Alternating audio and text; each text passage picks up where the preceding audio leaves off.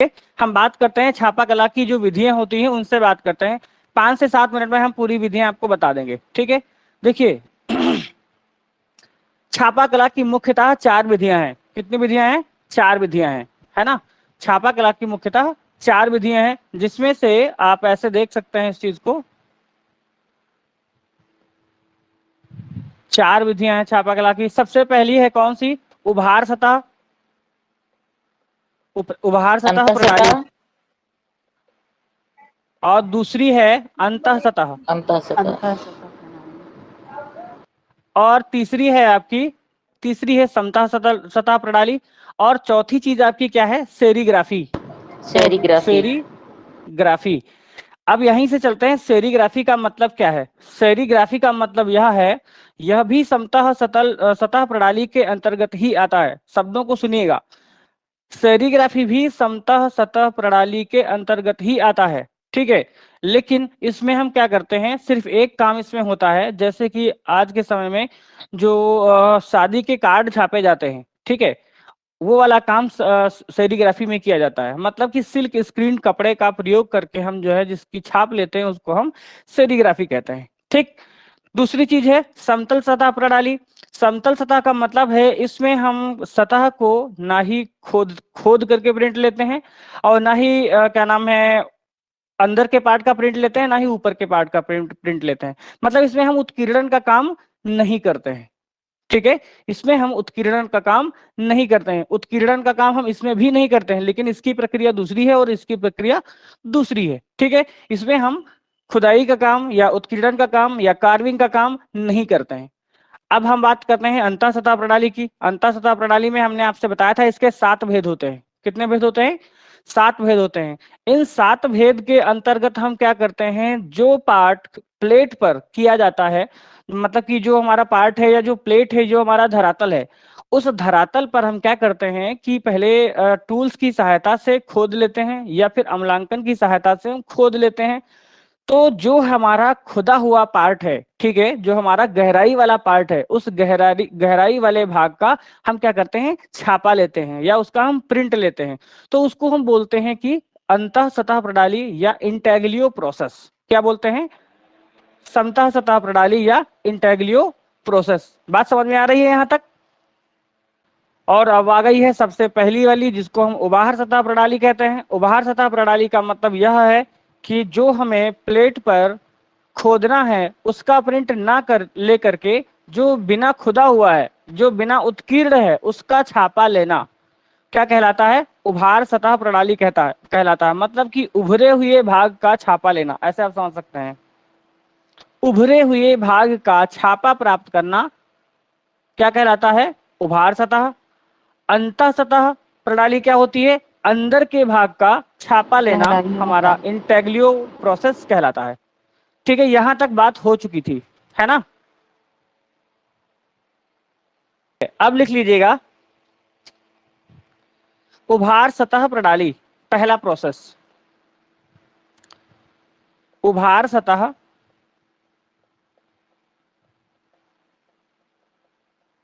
प्रणाली, उभार सतह प्रणाली, इसको हम रिलीफ प्रोसेस भी कहते हैं। रिलीफ प्रोसेस भी कहते हैं, रिलीफ प्रोसेस भी कहते हैं। इसकी परिभाषा लिख लीजिए, उभार सतह में क्या होता है, लिखेगा किसी सतह को उत्कीर्ण कर, किसी सतह को उत्कीर्ण कर, किसी सतह को उत्कीर्ण कर उभरी हुई सतह, उभरी हुई सतह का छापा प्राप्त करना, छापा प्राप्त करना, छापा प्राप्त करना। अब यहाँ पे उत्कीर्ण कर उभरी हुई सतह का छापा प्राप्त करने का आशय यह है कि जो उत्कीर्ण कर दिया गया है वह उभरा नहीं होगा। तो जितना उत्कीर्ण नहीं है उतना ही उभरा रह जाएगा, और उसी का हमको छापा प्राप्त करना होता है। बात क्लियर है ना यहां तक? बताइए, या जी सर। फिर से छाप करके दिखाएं आपको? इस प्रोसेस के दौरान, इस प्रोसेस के दौरान उभार सतह प्रणाली में दो चीजें होती हैं। कितनी? दो चीजें होती हैं। ये दो प्रकार की होती है। उभार सतह प्रणाली दो प्रकार की होती है, दो प्रकार की होती है। नंबर एक, नंबर एक में लिख लीजिएगा वुड कट, वुड कट, ठीक है। नंबर एक में वुड कट। देखिए, वुड कट जब आप लिखेंगे, वुड कट में एक क्या होता है, वुड कट दो तरीके का होता है। एक होता है वुड कट प्रिंट, एक होता है वुड इंग्रेविंग, है ना, वुड इंग्रेविंग और वुड कट। इन दोनों में कोई अंतर नहीं है। अंतर सिर्फ इतना है कि वुड कट का जो प्रिंट होता है उसमें क्लैरिटी जो रहती है थोड़ी कम रहती है, बारीक चीजें नहीं बन पाती हैं। वुड इंग्रेविंग जो होता है उसमें हम बारीक चीजें भी बना देते हैं, बस इतना ही प्रोसेस है अलग। बाकी सेम टू सेम एक ही प्रोसेस चलता है। बात समझ रहे हैं ना? वुड कट में एक होता है वुड कट, ठीक है, और एक इसी का पार्ट है would engraving, would engraving. Sir मतलब वुड कट जो होता है वो मोटा मोटा पार्ट वो होता है प्रिंट, हाँ हाँ, वुड और कट में जो वुड है आप इंग्रेविंग मोटे में मोटे बारीक पार्ट्स का बारीक। प्रिंट लेंगे। हाँ, ठीक है। अब वुड कट में क्या होता है, वुड साधारण प्रिंट कह सकते हैं आप, साधारण प्रिंट लेते हैं आप। और वुड इंग्रेविंग जो है इसमें आप जो है बारीक प्रिंट भी ले सकते हैं, बारीक प्रिंट भी ले सकते हैं, ठीक। इतना ही अंतर है वुड कट और वुड इंग्रेविंग में। प्रोसेस दोनों का एक ही है, मैं बता दूंगा। दूसरी चीज है आपकी लिनोनियम, लिनो कट लिखिएगा, लिनो कट, ठीक है। दूसरा है आपका लिनो कट।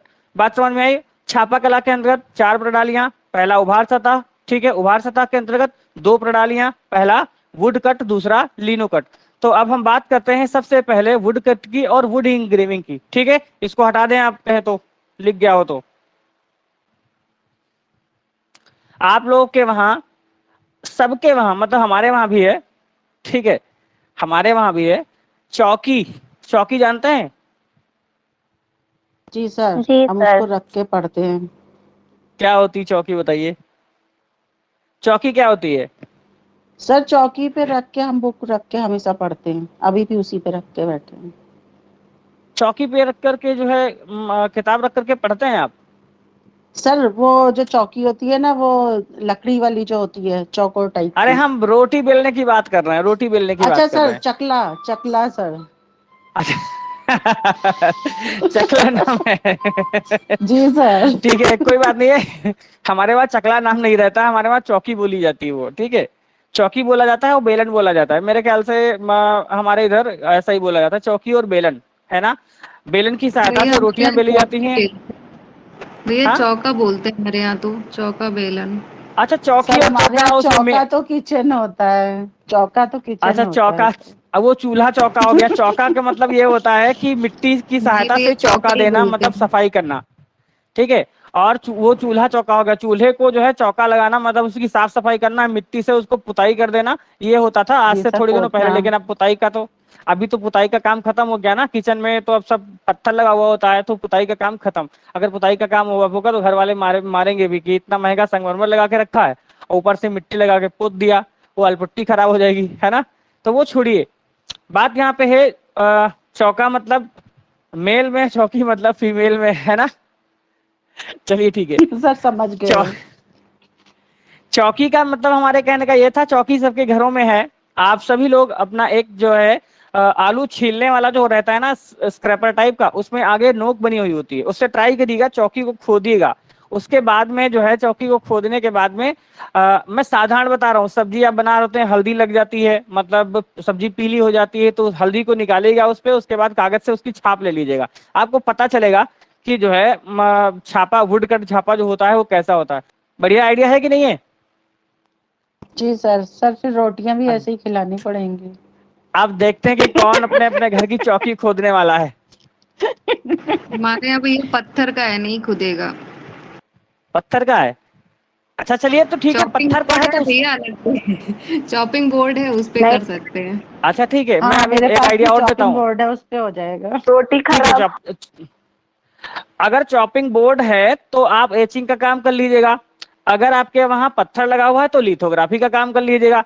लिथोग्राफी, हाँ लिथो का सर, मतलब तो पत्थर ही होता है ना। मेरे पास तो भी पत्थर लिथोग्राफी का जिस ही दिन होता आएगी है। उस दिन हम पत्थर वाले में आपसे बात करेंगे, ठीक है। ठीक है आप सर। लिखिएगा वुड कट या वुड कट प्रिंट लिख लीजिएगा, या would engraving, would engraving, would cut या वुड इंग्रेविंग, ये पहला है, ठीक है। वुड कट या वुड इंग्रेविंग। सर वो जो आपने लिनो कट डलवाया था वो? लिनो कट दूसरा भाग है ना, पहला वाला भाग लिखेंगे पहले would cut and would engraving, उसके बाद लिनो कट जी सर। लिखिएगा। इसमें लिखिएगा पहले पार्ट में वुड कट में अनुप्रस्थ काट वाली लकड़ी, वुड कट में, वुड कट में अनुप्रस्थ काट वाली लकड़ी, अनुप्रस्थ काट वाली लकड़ी का प्रयोग किया जाता है। वुड कट में अनुप्रस्थ काट वाली लकड़ी के ब्लॉक लिख लीजिएगा, ब्लॉक का प्रयोग किया जाता है, ठीक है। वुड कट में अनुप्रस्थ काट वाली लकड़ी की ब्लॉक का प्रयोग किया जाता है। काष्ठ उत्कीर्णन, दूसरा पॉइंट है काष्ठ उत्कीर्णन मतलब वुड इंग्रेविंग। काष्ठ उत्कीर्णन, काष्ठ उत्कीर्णन में, काष्ठ उत्कीर्णन में लकड़ी पर बारीक रेखाएं,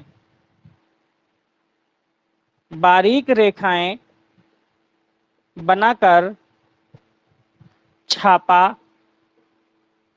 तैयार किया जाता है, तैयार किया जाता है, ठीक है। अगला पॉइंट लिख लीजिएगा, वुड इंग्रेविंग की खोज, वुड इंग्रेविंग की खोज थॉमस बेबिक, थॉमस बेबिक ने की थी, थॉमस बेबिक ने की थी। अब लिख लीजिएगा इसमें प्रयुक्त औजार, इंग्रेविंग और वुड प्रिंट में प्रयुक्त औजार, प्रयुक्त औजार, प्रयुक्त औजार, औजार कौन कौन से रहते हैं इसमें, इस चीज को देख लीजिएगा। सबसे पहले तो आपकी होनी चाहिए तछड़ी या ब्यूरिन, तछड़ी या ब्यूरिन होना चाहिए। दूसरी चीज होनी चाहिए गाउज, गाउज, ठीक है कोई बात नहीं है। अगला रहेगा आपका रोलर, रोलर, ठीक है।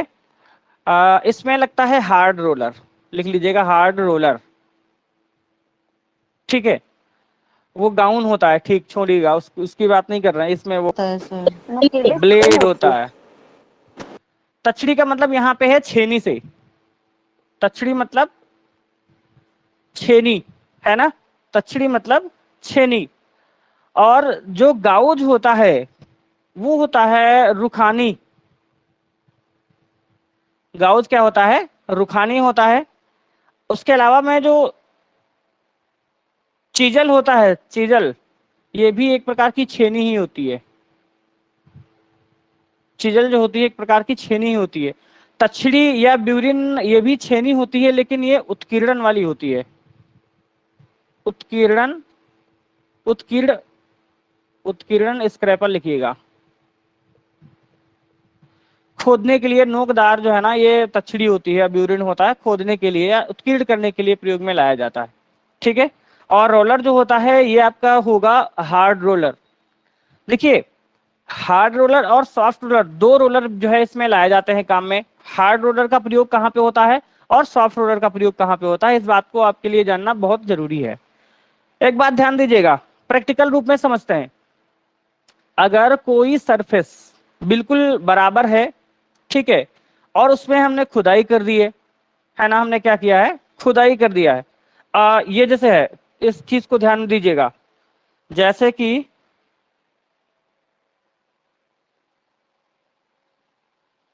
कौन सी चीज हम उठा लें, ठीक है, हम यही चीज उठा लेते हैं। ये चीज एक किताब है, हमने क्या किया, अभी एक चीज देखिएगा, यहां दिख रहा है, ये रोलर हार्ड रोलर है, इसमें हमने क्या लगाई है, इंक लगाई है, और हमने इसमें हल्की हल्की सी नालियां बना दी हैं। क्या बना दिया है, नालियां बना दी हैं।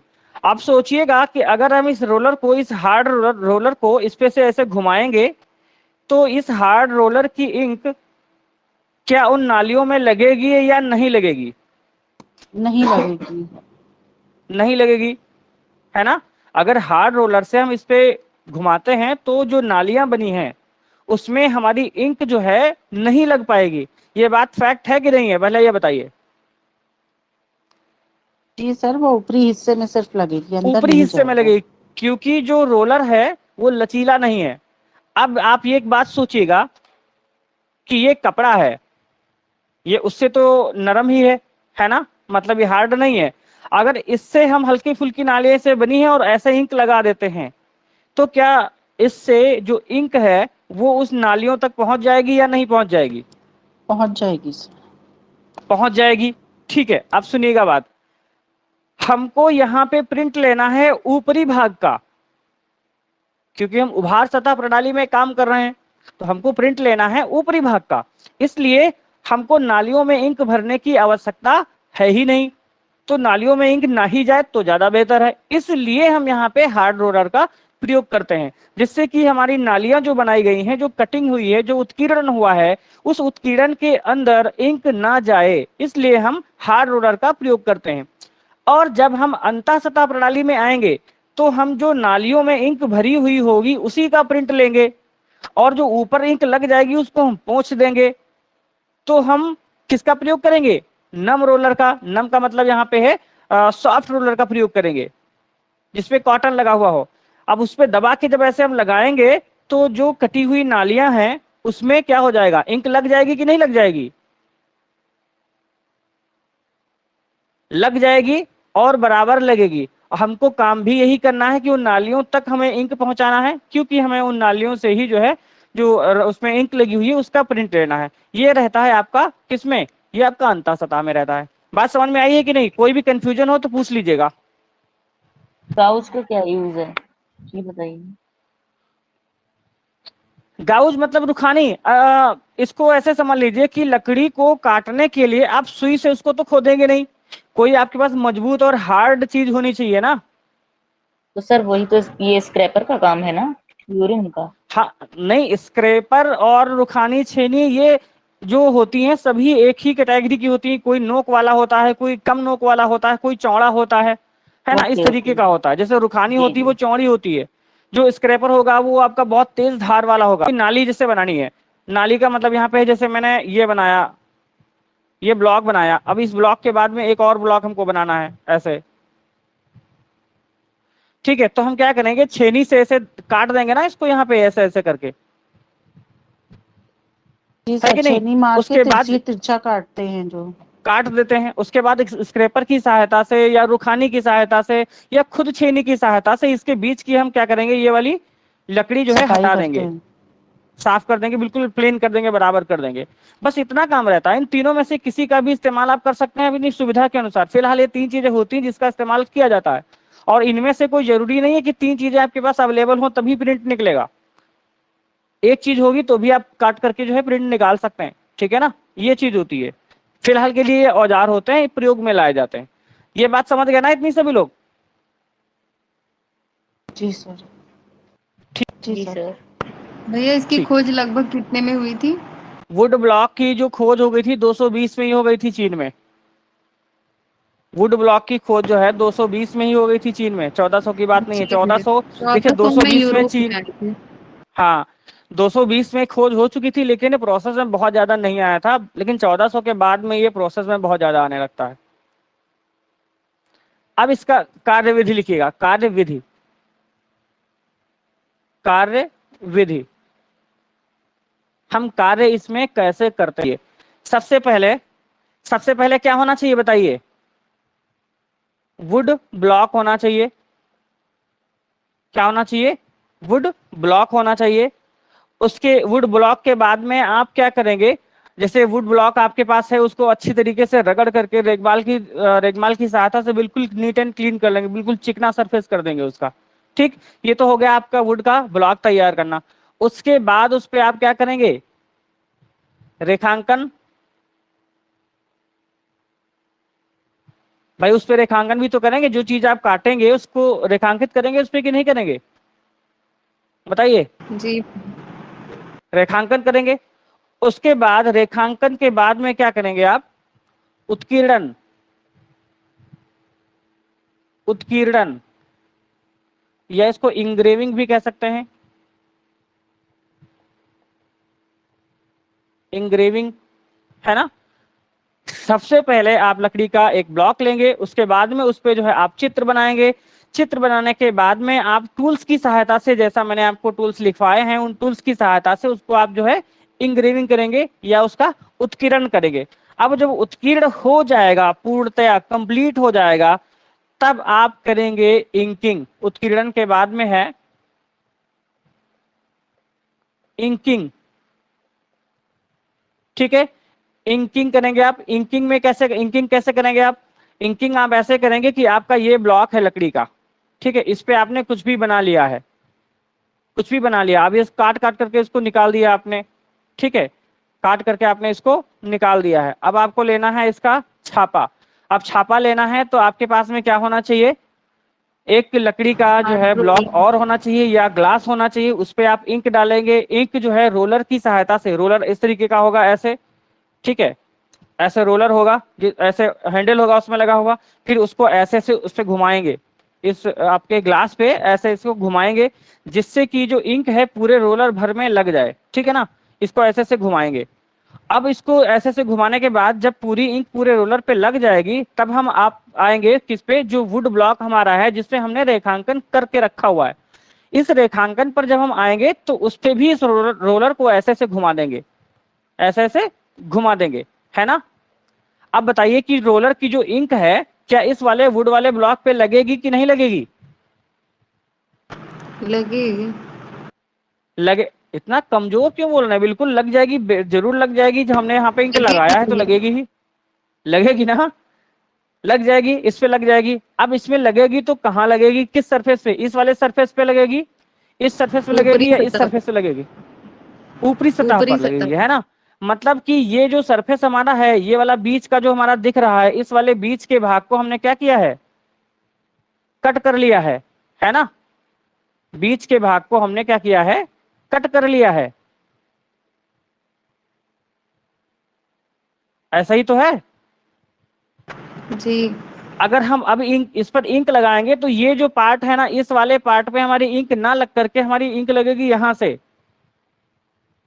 इस वाले पूरे भाग पर इंक लगेगी। लगेगी कि नहीं लगेगी? वहां क्यों लगेगी भैया? क्यों नहीं लगेगी? हमने ये भाग तो काटा नहीं, हमने काटा तो ये वाला भाग है ना, हमने काट करके निकाला तो इतना ही है पार्ट। इंक आप लगाओगे तो ऐसा तो है नहीं कि आप सिर्फ यहीं पे लगाओगे, इंक लगाई जाएगी तो पूरे पेज पे लगेगी, वुड ब्लॉक जितना बना हुआ है पूरे भर पे लगेगी ना। और हमने इस पे आकृतियां जो है दो बना दी हैं ऐसी ऐसी। आप जब कोई किसी को डिजाइन बनाना होगा तो दो ही थोड़ी बनाएगा इतनी छोटी, वो तो और जगह भी बनाएगा ना आकृतियां। मान लिया यहाँ पर भी हम आकृति बना देते हैं ऐसे, ठीक है, और ये वाला ब्लॉक भी हम काट करके निकाल लेते हैं, ये वाला इतना सा, तो हमारी इंक जो है यहाँ पर भी नहीं लगेगी। और अगर यहाँ पर भी अगर हम गोला ऐसे बनाते हैं और यहाँ का ये भी निकाल लेते हैं काट करके, तो हमारी इंक यहाँ पर भी नहीं लगेगी। इंक जो ये पार्ट कटा नहीं है इस पे ही लगेगी ना, ये पार्ट तो हम काट करके निकाल ही चुके हैं भाई। जी भैया समझ गए। अब समझ में आया कि नहीं? और ये जो पार्ट है ना ये वाला, इस पे भी इंक लग जाएगी, क्योंकि हमारा ये पार्ट जो है कटा नहीं है, हमारा तो आसपास का क्षेत्र कटा हुआ है। बात समझ में आई कि नहीं आई, बताइए इतना पहले। आ गई भैया। आ गई समझ में, ठीक है। अब एक चीज ध्यान दीजिएगा, मान लिया ये जो ब्लॉक मेरा बना हुआ है ये भी लकड़ी ही है, हमने सिर्फ इसको काटा नहीं है तो ये लकड़ी ही, बोर्ड जो है ना ये है तो लकड़ी ही, हमने इसको काटा नहीं है। अब हमको क्या करना है, इसका लेना है प्रिंट। तो इसका जब हम प्रिंट लेंगे तो जाहिर सी बात है इस पे हम ऐसा रख देंगे पेपर, ठीक है। इस पे पेपर रखेंगे तो जितने भाग में हमारी इंक नहीं लगी हुई है उतने भाग में हमारे कागज पर इंक नहीं लगेगी, और पूरे भाग में जहां पर इंक लगी हुई है वो सारी इंक हम पे छप जाएगी, कागज पर छप जाएगी ना, यस या नो? जी यस सर। ठीक है, ट्राई करके देख लेते हैं एक बार, हो सकता है ना छपे, क्योंकि ये वो प्रोसेस नहीं है, गीली इंक नहीं है। इसको मैं जो है ऐसे चेक कर लेता हूं।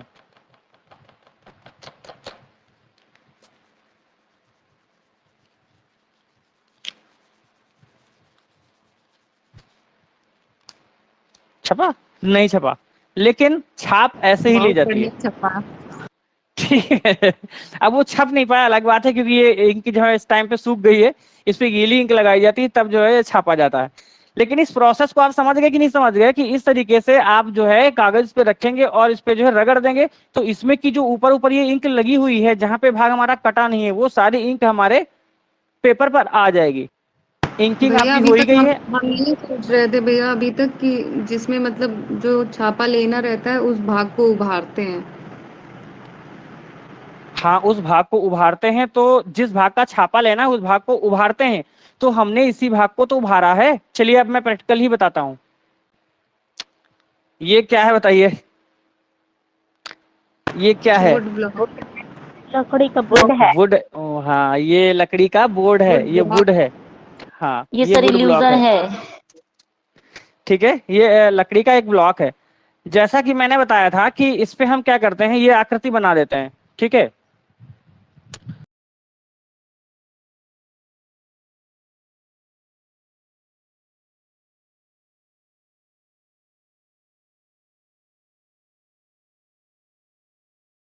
देखिए ये जो डिजाइन मैंने इसमें बनाई थी सेम टू सेम डिजाइन हमने इसमें भी बनाई है, ठीक है। अब हम क्या करेंगे, ये रोलर है, ये उंगली नहीं है, क्या है ये? रोलर है। कौन सा रोलर है? हार्ड रोलर है।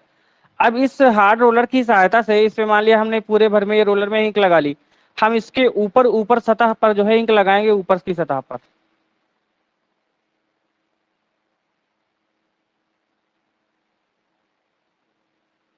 हमने रोलर घुमाया और ठीक ऊपर की सतह पे इंक लगी है कि नहीं लगी है? यही प्रोसेस तो हमने बताया है जी कि ये जो कटा हुआ भाग है जी वो उस पे इंक नहीं लगेगी, ऊपर वाले भाग पर पूरे भर पे इंक लग जाएगी, है ना। और इसको फिर हम क्या करेंगे, अब तो आपको पता ही है कि इसको क्या करना है, इस पे ऐसे रख करके छाप इसको देते हैं। दबा देंगे, ठीक है। हालांकि जब प्रिंट लेते हैं तो जो ये लकड़ी का ब्लॉक है इसको नहीं दबाते हैं, हम दबाते हैं कागज को, ठीक है ना, कागज को दबाते हैं, ठीक। अब देखिए ये छापा आ गया बिल्कुल, जी भैया। जैसा हम डिजाइन बनाते हैं उसका ठीक अपोजिट छापा आता है, ये ज्यादा ध्यान रखिएगा। जैसा हम इस पे बनाते हैं उसका ठीक अपोजिट छापा आता है इस पे, ठीक है। ये सेम टू सेम चीज छप गई है वुड ब्लॉक में, और सेम टू सेम यही काम हमको करना पड़ता है लिनो कट में। इतना ये कंप्लीट हो गया आपका वुड कट। अब लिख लीजिएगा लिनो, लिनोनियम, लिनोनियम, ठीक है। ये दूसरा है इसका पार्ट, इसको हम कहते हैं लिनो कट। लीनो भी लिख सकते हैं, ऐसे लिखिएगा लीनो कट, ठीक है। लीनो कट, जो लीनो कट होती है एक सीट होती है, क्या होती है? सीट होती है। लीनो जो है ना इसके दो प्रकार होते हैं, एक तो लेदर लिनो और दूसरी रबर लिनो, पकड़ लेना। ठीक है। नॉर्मली हम लोग जो है रबर लीनो का इस्तेमाल करते हैं। लेदर लीनो महंगी भी होती है, टाइम भी बहुत लगता है, मेहनत भी बहुत ज्यादा लगती है। ठीक है, तो मुख्यतः जो काम करना चाहते होते हैं छापा कला में वो लेदर लीनो का इस्तेमाल करते हैं। वैसे अमूमन जितने भी कैंडिडेट हैं एमए वाले, बीएफए वाले, जो बीएफए ऑप्शनल में ग्राफिक पढ़ते हैं, वो लोग सभी लोग रबर का ही इस्तेमाल करते हैं। ठीक, तो लीनो दो प्रकार की होती है। सेम टू सेम प्रोसेस इसमें वही होता है जैसा आपने अभी वुड कट में पढ़ा था। इसमें हमें कुछ भी बताने की जरूरत आपको नहीं है। जैसा आपने पढ़ा था सेम टू सेम वैसा ही इसमें भी जो है प्रयोग में लिया जाता है। ठीक है, तो इसके लिए कुछ चीजें लिख लीजिए, जैसे कि आपको लिखना है प्रारंभ। लिनो का जो प्रारंभ है वो किसने किया था? ये हुआ था 1920 में क्लोड फ्लाइड। क्लोड फ्लाइड के द्वारा सबसे पहले 1920 लिखिएगा, यहाँ पे 90 लिख गया, 1920 में प्रयोग किया गया था। उसके बाद लिख लीजिएगा भविष्यवादी कलाकारों ने किया। भविष्यवादी कलाकारों ने अधिकतम प्रयोग किया।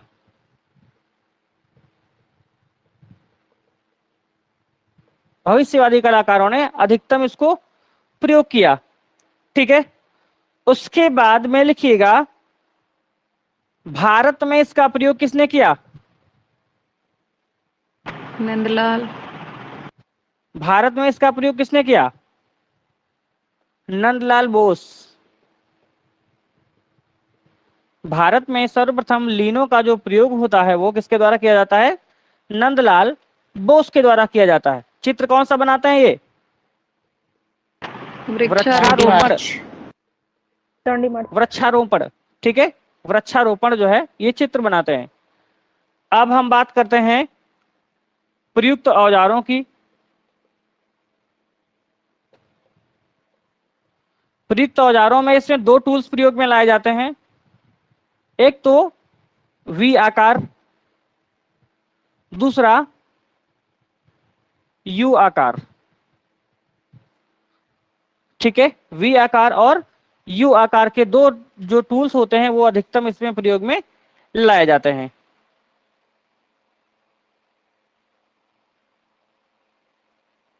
अब लिख लीजिएगा इसका प्रोसेस क्या है। कार्यविधि लिखिएगा, कार्यविधि।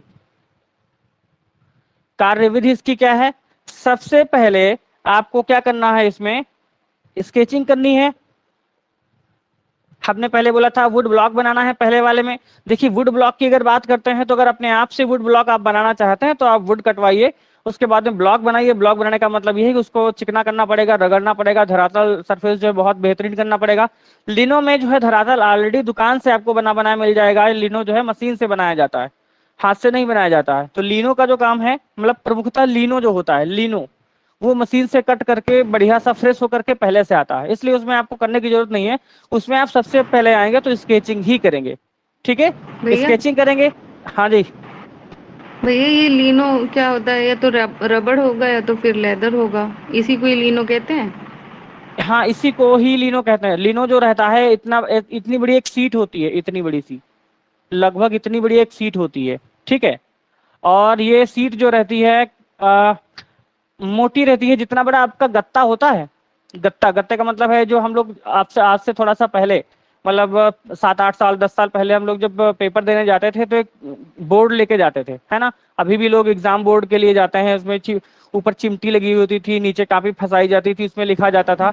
उतनी ही मोटाई की एक रबड़ रहती है नीचे जो है ना, उसके बेस के लिए जो है रेसे वगैरह पड़े रहते हैं, ये हटे ना फटे ना, इसलिए ऊपर से उसके रबड़ चढ़ी रहती है, उसको हम लीनो कहते हैं। ठीक है, आपको वो दिखाऊं क्या? समझ गए भैया। समझ सर ये गए? लचीला ठीक होता है, है क्या? बिल्कुल लचीला होता है। रबड़ लचीली होती है, वो भी लचीला होता है। ऐसे समझ लीजिए एक प्रकार से टायर जैसा रहता है। टायर बहुत हार्ड रहता है, वो इतनी आसानी से कटता नहीं है, लेकिन लीनो जो होती है बहुत ही वो रहती है ना, जिसे बोलते हैं जितना काटोगे वो खटाक से कट जाएगी उतनी। ठीक है, वो रहती रबड़ है लेकिन उसमें मिक्स मिट्टी रहती है, जिससे कि जो है जितना जहां से काटोगे उतना तुरंत वो कट जाती है। बहुत हार्ड नहीं होती, बहुत मुलायम होती है, लचीली होती है। लेदर भैया लिनो जो ये होता है तो हॉस्पिटल्स में जो यूज होता है शीट आती है एक रबड़ की, हाँ, उसी हॉस्पिटल टाइप का में है। कभी कभी देखा होगा, लेकिन वो लिनो नहीं होती, वो उसका पर्पस दूसरा होता है, लेकिन होती वैसी ही है।